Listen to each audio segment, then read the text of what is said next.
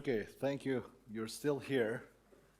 Uh, I will present you some results about this, and I won't go as technical as I did yesterday. So don't be scared, and I'll just give you some of the results were just out. So it's not like as I said, I will just fill the gap of what I need to do with talking rather than slides. So. The title is Collaborative Robotic Manipulators, a new frontline/challenge for human-robot interaction. What do I mean by this? Well, collaborative robotic manipulators, like the one that you see here, are basically robotic manipulators that have embedded force feedback. So it means that they are not as dangerous as regular industrial robots. They're designed to work alongside humans.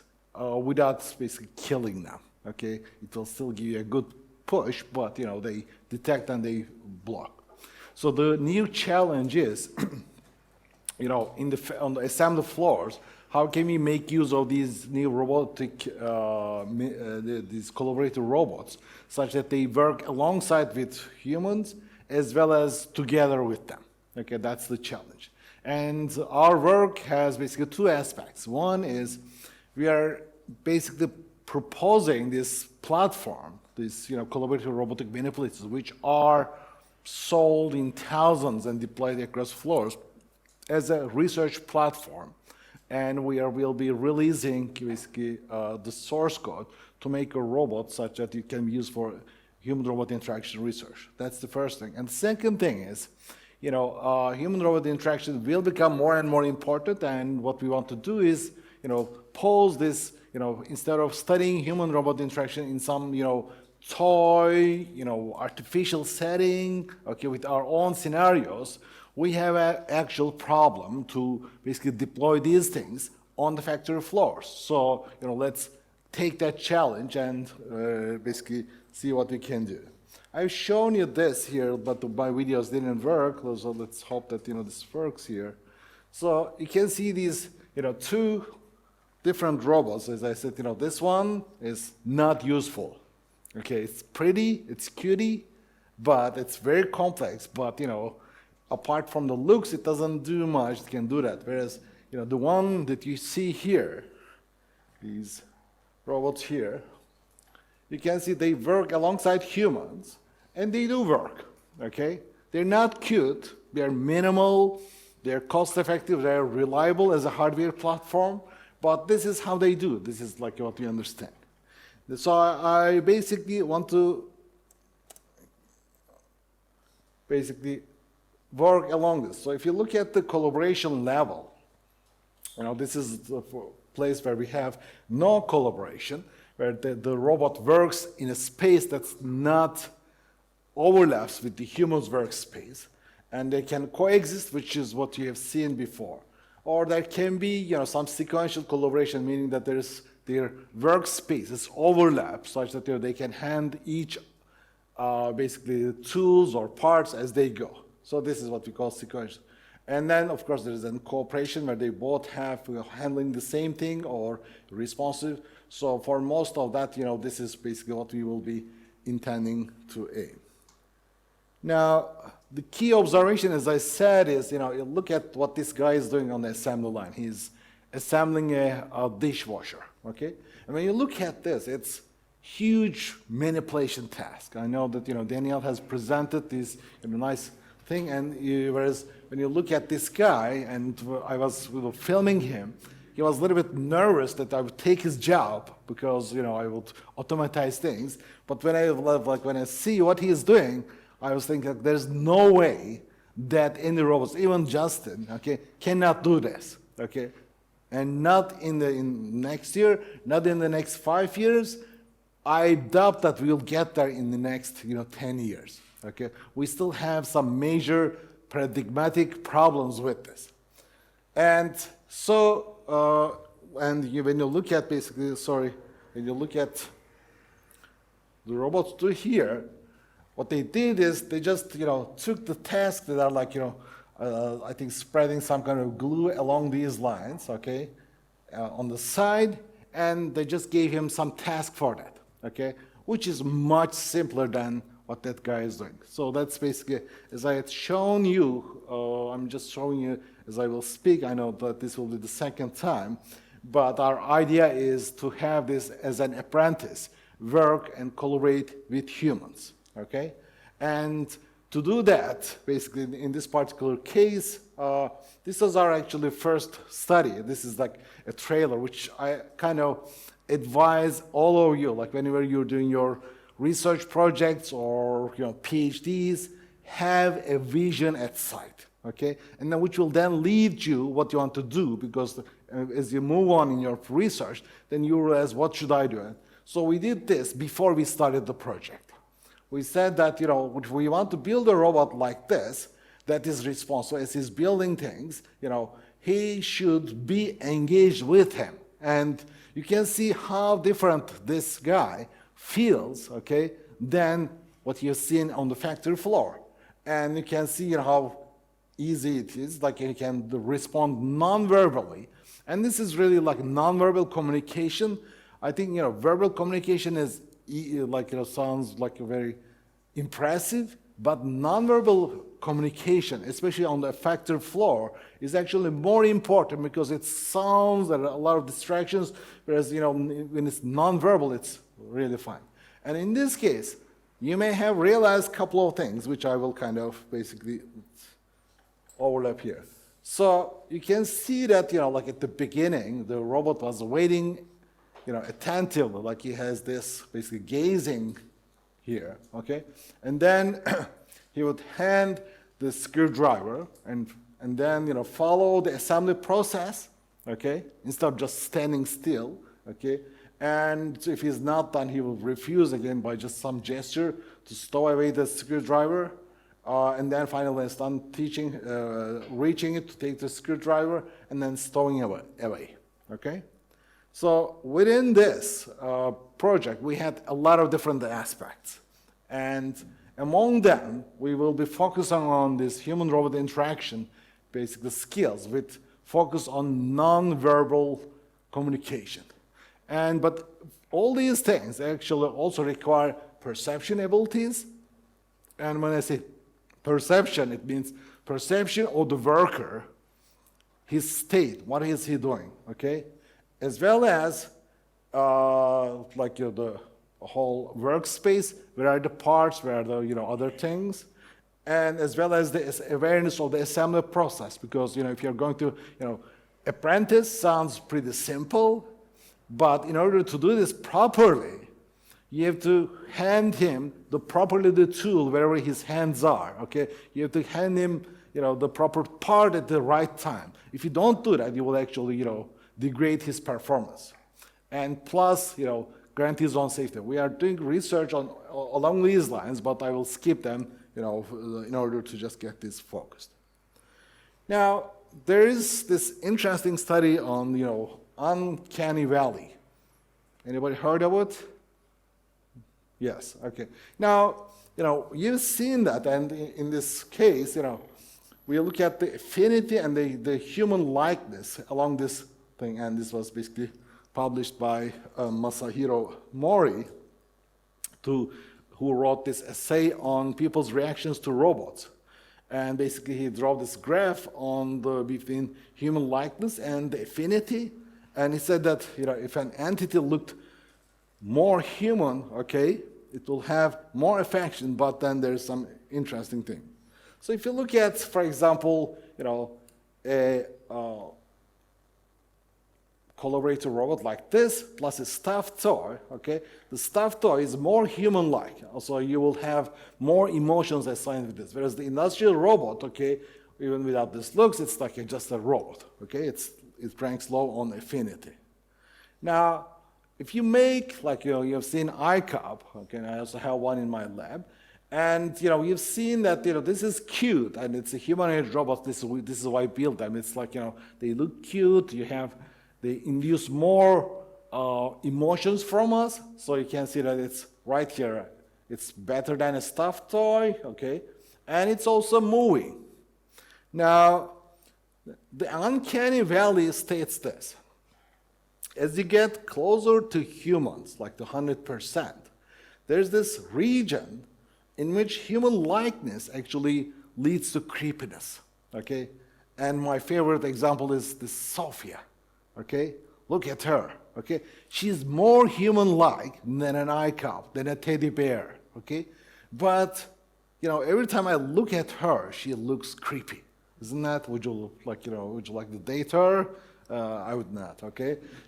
But she's very human-like. So this is what Masahiro Mori said. He said that, when you look here,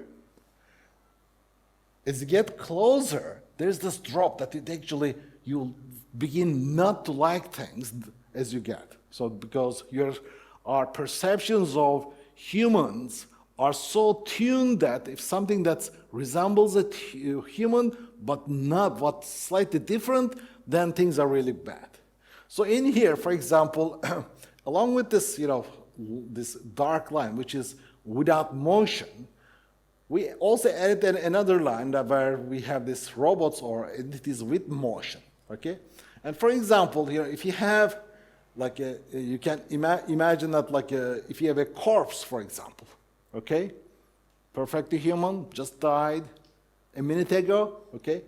Looks scary, but just doesn't move, okay? So movement is an essential part of this, basically, affinity, okay?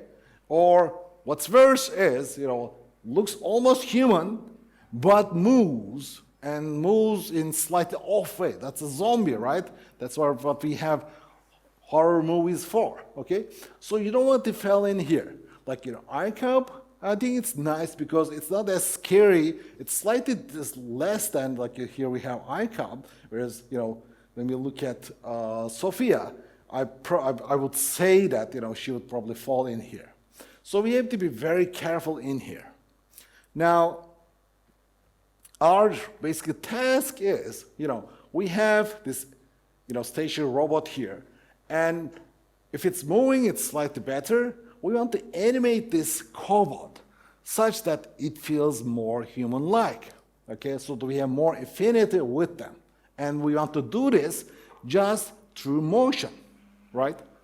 And when we set this out, who are the best guys to look at, to get inspiration with? To animate things such that we have feelings for them. Which industry is best at doing this? Hollywood, right? Have you seen Wall-E? Yes, I guess, right? It's a dumb robot. It's mechanically much less. But did you love it? Yes. And how come? Because they know how to animate this. Have you seen, we have all seen cartoons, okay? We have seen these guys, it's an art, okay? Their job is to animate two-dimensional drawings or, three-dimensional mesh models, okay, such that, they look alive. So these guys know a bit, and maybe, it's time to look at them and learn basically what they do right, because this is we are engineers, scientists, whereas these guys are artists and they kind of cracked what human perception is.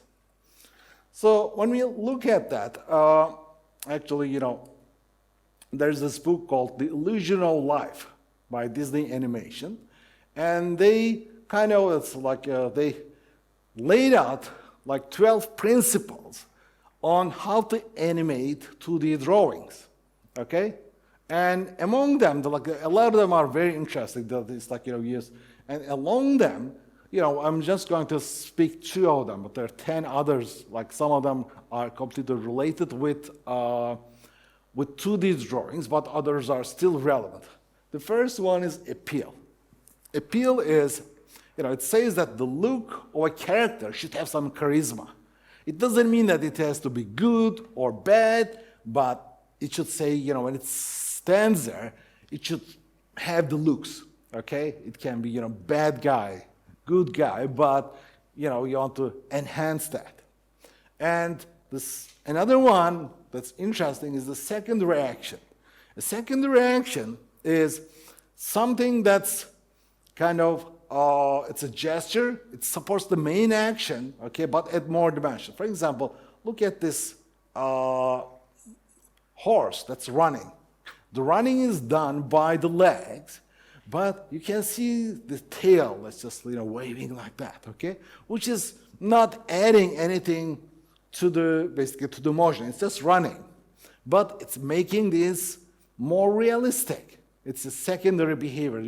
They just add this to any animation that they have. So like, what's the secondary behavior that I would need this? Okay, and you may have seen that they had these really tablets they put on, they move things. So this is what they do.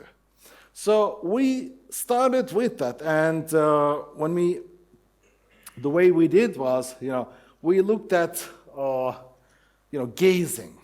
Now, gazing is, which I argue is that is the most effective nonverbal cue that we humans are, right? And when I look at you, okay, and so I have this connection that I can pass through this. But now imagine that I'm just telling this, with my head off here, okay? How do you feel? It feels that this connection is gone, right? So if I'm looking at you, you're listening to me, but if I'm looking at here, then probably your attention will diverge to some other place. Okay, so gazing is very important. This is one of the most effective gazes here, and that's because when we say what's gazing, it's basically our eyes. It's also known as the windows to your mind. Okay, fixate on an object, on a person, or somewhere in space. And through that, we have an understanding of what the other guy is thinking, what the other guy is perceiving, what his intentions are. Okay, it's a small window to his own mind, and that's why we have this visible eyes as a matter of fact. Okay, and human perceptual system, it's tuned to perceive, utilize, and respond to these gazing cues. And we do this, for babies. This is one of the first things that they check, that whether the baby gazes back at his mom, and if it's not, then it's a sign for example, autism, okay, that they cannot learn to communicate well with others. And as I said, since gazing is that, so we said that, the best way to have a robot, to have a better appeal, is to induce gaze with them. And we are not the only ones with this, but we are the ones basically to do this on a cobot. And with gaze, okay, there are different types of gaze. And mutual gaze, which means that I'm gazing at you and you're gazing back at me. That's basically establishment of communication that, we are basically listening to each other, okay? And the eichtic gaze is, in kids, this is also accompanied by, the eichtic gestures of pointing, I want that, without talking to basically asking you to do that, okay? Or sometimes you just, look before you reach. You look and then you take. So this is kind of like, the looks basically tells the other that, you're going to grasp this.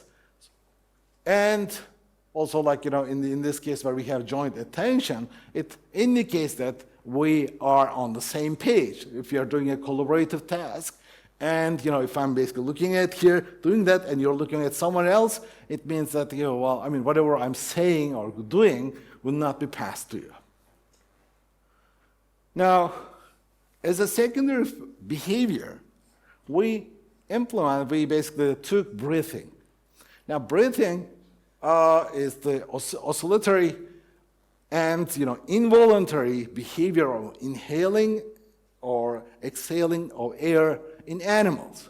Okay, this is a very subtle cue. You don't see people doing this, but it is an indication of an organism's physiological state, whether he's fine, he's calm, or he's excited, etc. Okay, and its frequency, amplitude, and pattern is influenced by physical activity and emotions. And what I realized was when I was looking for breathing on Google, what's most famous is men's heavy breathing. Okay, and they even have sound recordings of this because it's it's such an indication, and they use this as such.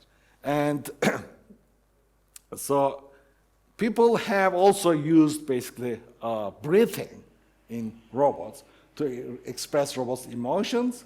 And this is, for example, let's see this. this is like they pump air in and out of this stuffed toy to see basically how it affects, or like, can this work? Okay. So it's just very subtle things, okay? And this is like, they've shown that, okay, it affects humans' emotions and also improves robots' likeness as a secondary action. Okay. Now, on UR5, okay, which is a collaborative robot, whatever I tell you, this is like it's applicable to other basically robotic manipulators, by the way. We started with the posture. Okay, you can see that like that. This is a manipulator, right? And usually they use things like this, okay, like a robot. And we basically took this head-on neck posture, which is common in animals. We are trying to build these, robots as artificial things, okay? But when we think that, the gaze and the manipulative part, like, we have arms for manipulation and we have head. What about your dog? It manipulates with its head, right? It bites things, it does this. So most animals have this structure. So we are also like, you see with your cats, with the swan, anything else, so that you have this kind of thing. So we decided to take this look, okay, as a posture. Because, on this manipulator robot, we don't have a head and an arm. We just have an arm, okay? And who are best at animating these, the hand puppets guys, okay? If you watch them, okay, like they're just using their hands, okay? And then, by just movement, it makes alive. So we said that, why don't we take that? And with that, we basically wanted to implement two HRI filters. I call them HRI filters because these filters should not diminish the actual work that they do. I want them to be used on these robots in their idle times, okay, when they're not doing stuff. Now, since I will be implementing them, I split this, like this robot has 6 joints, okay?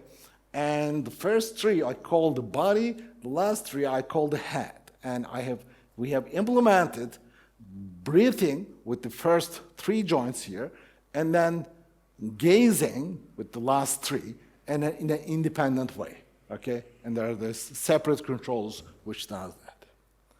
So with basically, again, I'm not getting into this, like, whatever I have talked to you about this, kinematics and all that combination, much worse versions were used for this. It's basically directing the gripper to a certain location. Now, when we first did this, started this work, we put on these eyeglasses, the trailer that I showed, this IKEA chair example. And we thought that we did this experiment on how people perceived, like with the glasses, we thought that glasses were our innovation. We were going to patent it, okay? So we did that, and it improved the animacy, the human likeness of the robot a lot. Then we said, let's study the effect of let's do the same thing without the glasses, okay? We took it away, and there was very little decrease. It's insignificant. So then we realized that, well, it's not the shape of eyes. It's not something that's like those sunglasses. I mean, sunglasses look cool, right? Okay, they were mine, by the way. And they look cool, but in order for humans to feel the gaze, I don't need that eye look.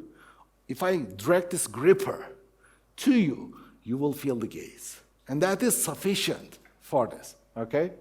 So, and with this, by pointing it to a point like in space, we can actually do that. And plus, doing the orientation such that it looks like a beak, okay? And the computation is basically solving some inverse kinematics. You select the point of gazing, okay? And then you compute this inverse, basically, dynamic inverse kinematics to solve for it.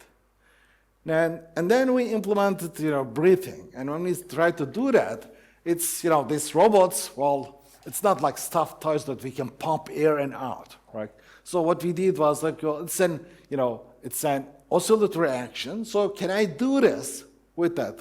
Maybe, you have seen this in the first video and all those things, but some of you may not have realized. So we just, for example, did some experiments with this. So this is, for example, how we were just basically creating an oscillatory action, okay, on this robot, okay? And we did a couple of different things. Like this is a sinusoidal, basically, oscillation along some direction at the joints. This is, again, a spring model that, there's this, you can see they're slightly different, okay?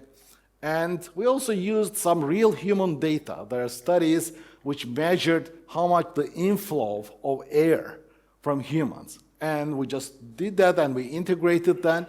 And this is basically the real human data. They all look, similar, but, let me just stop this. So this is the more human data. Like with this, okay, so we thought that we have something at hand. Okay. And then we put together, like, this gazing with the breathing.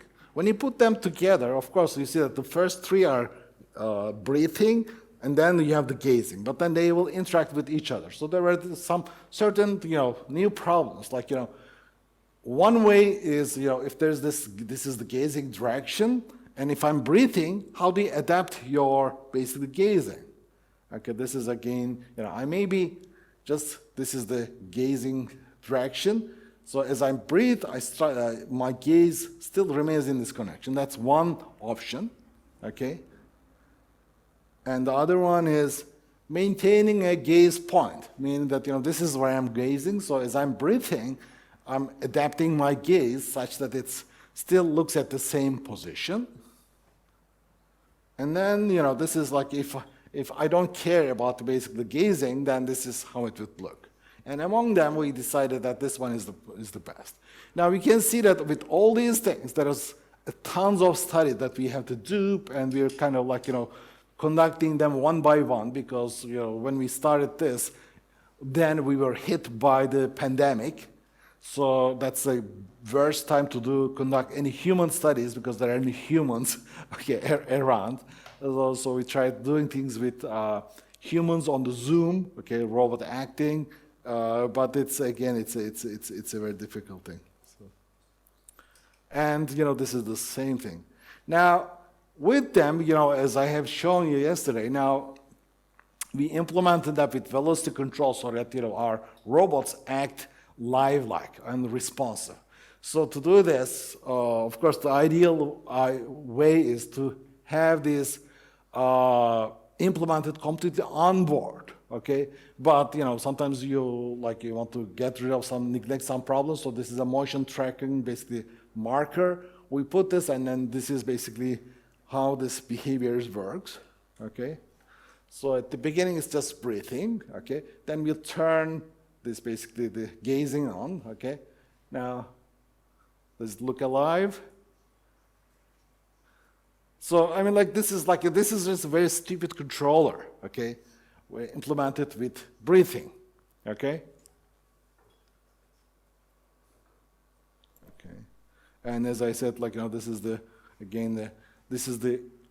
human view of things, that, the gazing is off, and then when we turn the gazing on, and when you move around, then it basically looks around, and then that's, how it does, okay?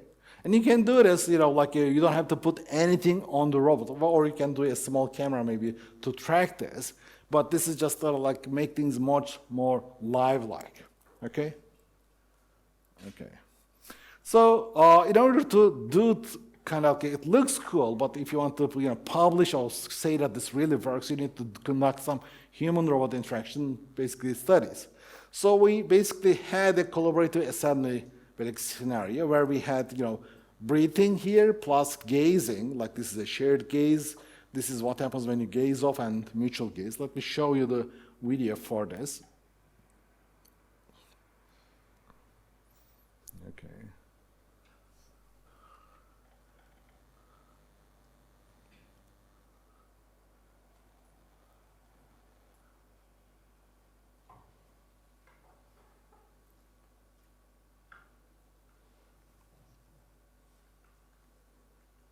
So we have this bolting task, okay?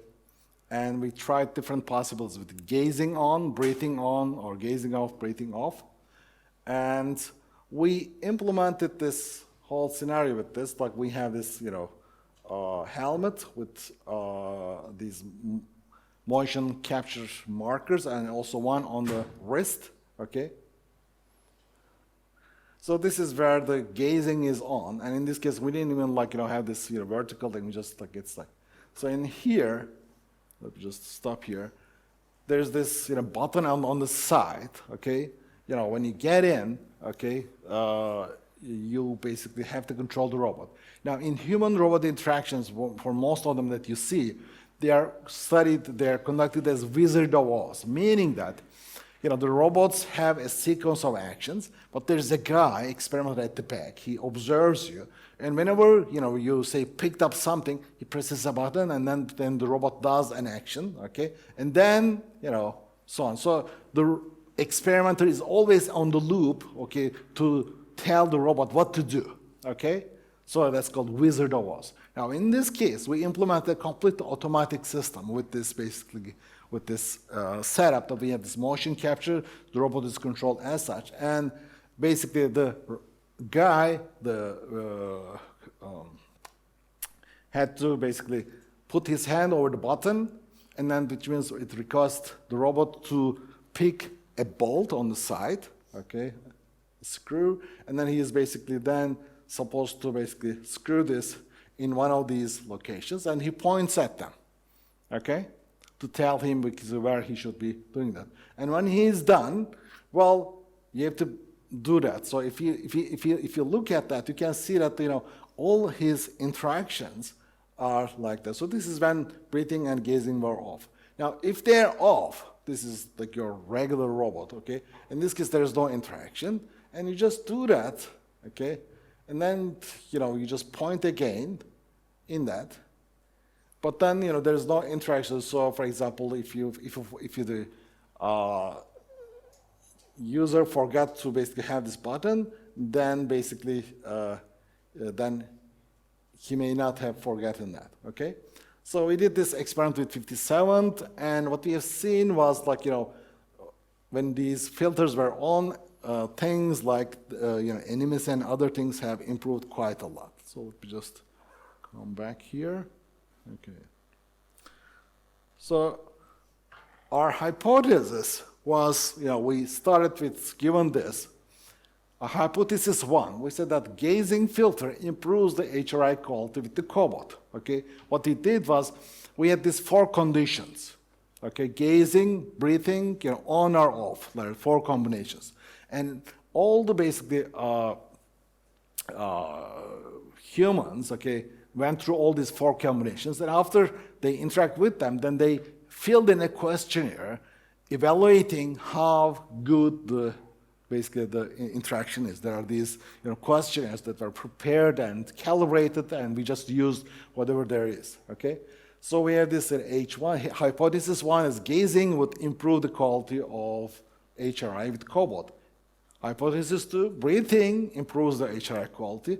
Hypothesis 3, they are together would reinforce the positive effect, okay, of HRI quality.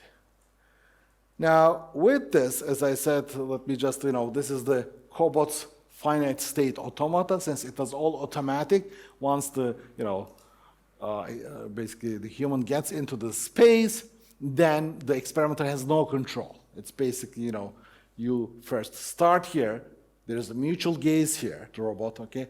And after that, you press the button. When you press the button, the robot goes ahead, fetches the bolt, okay? And then after that, when you're doing this, then you have this shared gaze here, okay? And after doing this, if you again, press this button again, it will fetch another bolt. If you don't, after this, for example, you forget to press the button, and you look at him, okay, then he would have this deictic gaze. He would point you to the button, okay, and then come back, hopefully to remind you that you have to actually do that, and then this whole loop would run. So this would run for, I think 5 bolts to do that. So we have then basically implemented the 4 conditions, And there are these, Godspeed questionnaire, which measures them anthropomorphism, intimacy, likability, perceived intelligence, perceived safety, and, again, Herring's basically toolkit for this, which measures anxiety, attitude, intention to use, social presence, and etc. Okay? So, and this is the kind of the last minute results that are just fresh out. And what's interesting here, let me just, this is a little bit overloaded, but, so when the gazing is off, okay, which is in green here, and then the breathing is on, okay? So let's just focus on this blue lines. You can see that, for example, intimacy, anthropomorphism, intention to use, they all increase. Can you see that? Like this is statistically significant increase in the quality of enjoyment and everything else. So it means that when gazing is off, breathing by itself, okay, have improved the quality. What about when gazing is on? Okay, when gazing is on, something interesting. We thought that we have these two things, and then if breathing was, for example, if gazing is off, breathing works. If gazing is on, okay, then we don't see much of a change. Okay, can you see that? And sometimes it's even less likely here. Whereas if breathing is on, but if breathing is off, but gazing is on, it again increases. So you have two things: gazing increases by itself, breathing increases the quality by itself. Together, there is no positive effect. So either one or the other one. So that was kind of a surprising result for this. But it's interesting, right? That we have these two supposedly complementary, basically HRI filters, okay, which both work, okay, but their combination seems not to basically add on to each other, which is basically where we wanted to. So with that, I would like to just conclude and thank to my basically collaborators, basically students and collaborators here.